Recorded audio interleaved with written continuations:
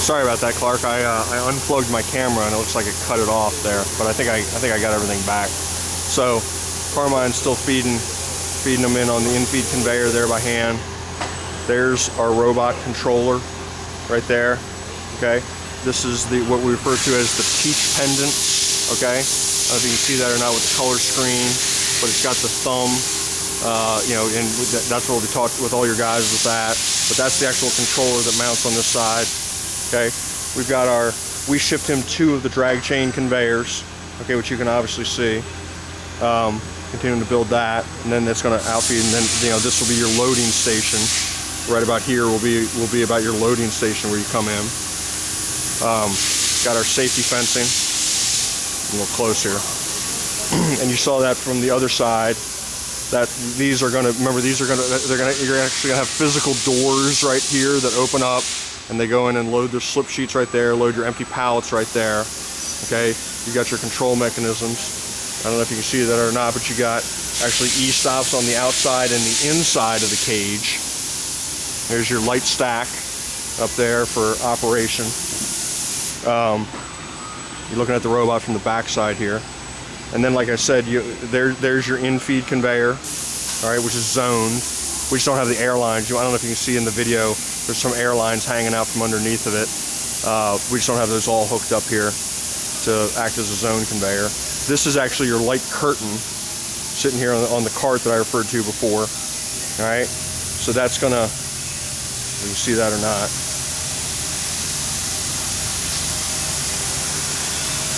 That's your light curtain, which is going to go on over, basically in line right here and bolt to the ground, so that then, when and if there's a problem with the robot, your guy is standing right about here. And he's literally palletizing back and forth, and maybe he's got a little step ladder that takes him up or something like that. And again, the robot controller being about there is relatively accurate. So that your guy would, this is on the same side as the Lantec control panel, which is further downstream, and they operate from both sides.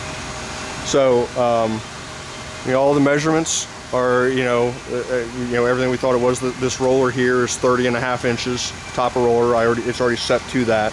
I measured it about an hour ago, and that's about it. And I'll tell you, I don't like moving these things by hand. I was doing that, and they're not too heavy, but they're not the lightest thing either. Take a good look here at the end effector. All right, those are obviously our suction cups. Okay, those are your tines there, which you might have seen in the video for picking up the pallet. All right, which then stay out of the way during normal operation. All right. I don't know if you can see it or not, but the robot really it's really good looking. I mean, it looks, like they said, basically brand new. Got this extremely substantial pedestal there.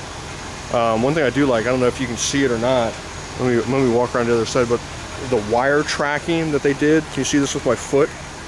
Right there, is they're running actual whole, they're not just running, cheap wires running through, they've actually put them, in gates that run all the way through, which I really like. I thought that was nice. And even running underneath the conveyor, see the junction there? There's your pallet transfer one to the other on the drag chains. And that's about it. And so it's basically fully operational. They've got everything. Some of the things they haven't put on here, like I said, the doors, they have them all here. They just, obviously they're not putting them on. But I like this safety cage there. See how there's the entrance, this guide rail system and the stop, which are really quite substantial. There's your photo eye there that's registering, that says it knows there's that red dot you can see right there. That's saying that it knows that there's a one there. You got your pallet sensor right here. That's when the pallet went to a reverse. That's how it knows that there's a pallet on there. And if there's not there, the robot knows it needs to go get a pallet. Your power coming in here, your regulators.